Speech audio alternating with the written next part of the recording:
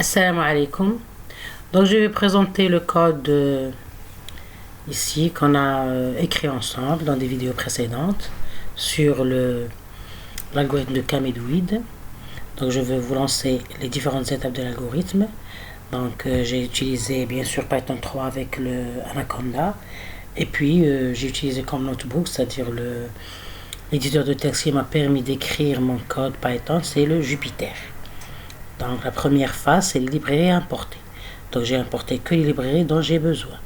Donc il y a la librairie NumPy, j'ai pris comme raccourci MP, il y a la librairie Matplotlib ou bien le module PyPlot de la librairie Matplotlib pour pouvoir tracer mes graphes. J'ai pris comme raccourci PLT et aussi le module Random que j'ai pris comme raccourci RD pour pouvoir générer aléatoirement les coordonnées des points et aussi les médoïdes.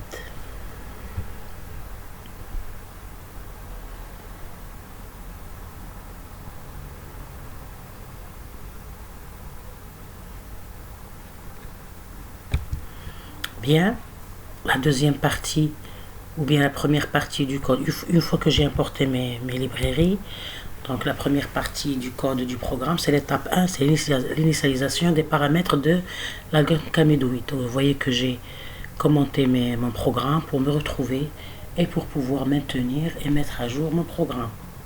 Donc c'est premièrement l'initialisation des paramètres comme le nombre des points à clusteriser, par exemple n égale à 100, I c'est le compteur de la boucle while, K c'est le nombre de clusters. Donc l'algorithme commence par une sélection aléatoire de K points médoïdes à partir d'un ensemble de points de données de taille n, bien sûr n est supérieur à K. N c'est le nombre de points, ou bien de points de données, ou bien c'est le data en question, et K c'est le nombre de clusters, automatiquement n est supérieur à K. Pardon. Ici le choix des coordonnées de n points, donc c'est avec le random uniforme, la fonction uniforme du module random de NumPy. Vous voyez, dans l'intervalle 0,1, on a pris n points. Puis avec roundIt, on a, c'est-à-dire choisi aléatoirement les index des k points médoïdes. Ici le point médoïde, c'est-à-dire on a choisi un integer, donc c'est un index vers les coordonnées de chaque point. Donc c'est la génération aléatoire de l'ensemble de points et des k médoïdes. Donc l'ensemble des points il est généré par le coordonnées de chaque point avec l'abscisse x et le vecteur abscisse x et le vecteur y désordonné. Donc les coordonnées x, y. Et puis le M1 et le M2 qui est les médoïdes puisque j'ai considéré comme nombre de clusters k égale à 2.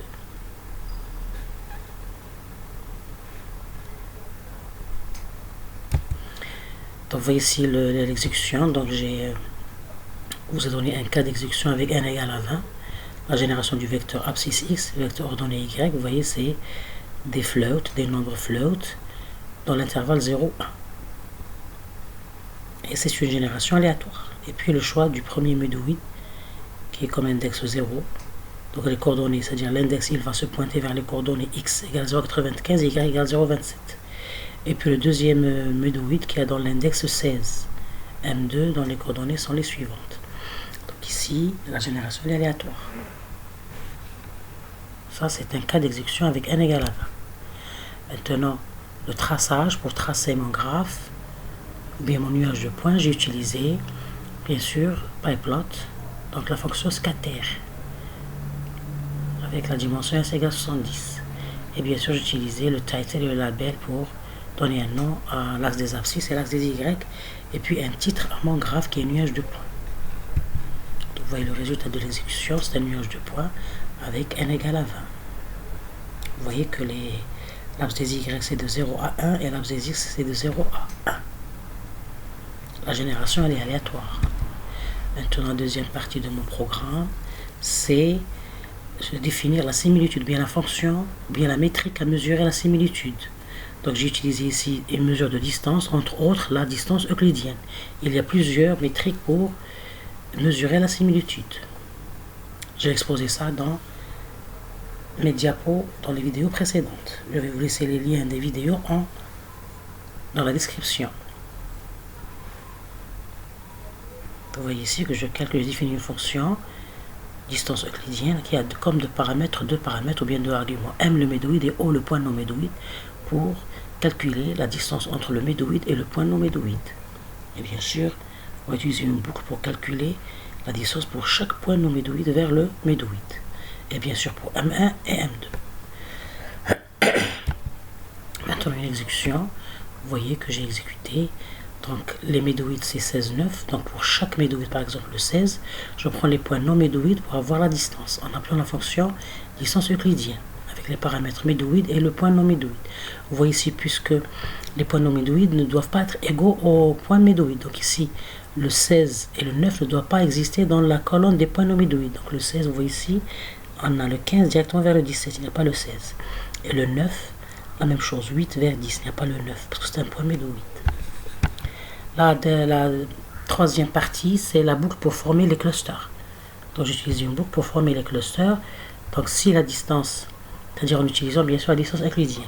Si la distance, c'est-à-dire le point qui est plus proche d'un médoïde, il va être inséré dans son cluster. Donc si D1 est inférieur ou égal à D2, je vais, c'est-à-dire lancer le point, ou bien le point va rejoindre, le point non médoïde va rejoindre le cluster C1, sinon c'est le cluster C2.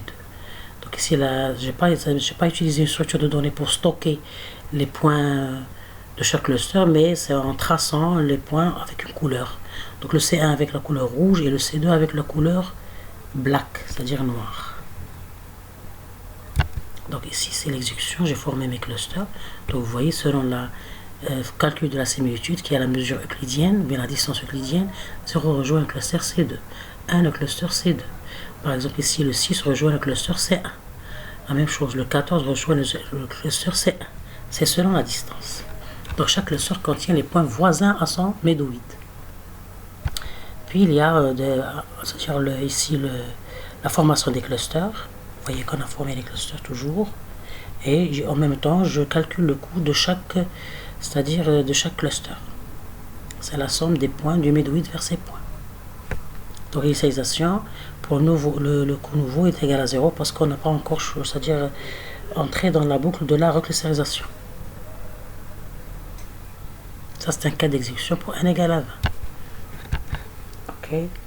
Donc une fois, et c'est ça la boucle de reclustérisation, donc on va choisir un médoïde, c'est-à-dire aléatoirement est égal à 10 et on va former les clusters et puis calculer les coûts. Si le coût nouveau avec le nouveau médoïde est inférieur au coût du médoïde précédent, alors on fait une reclustérisation, sinon on arrête. Donc ici 21 est supérieur à 28, plutôt il est inférieur, donc vous voyez qu'on forme d'autres clusters jusqu'à arriver à la non-clustérisation.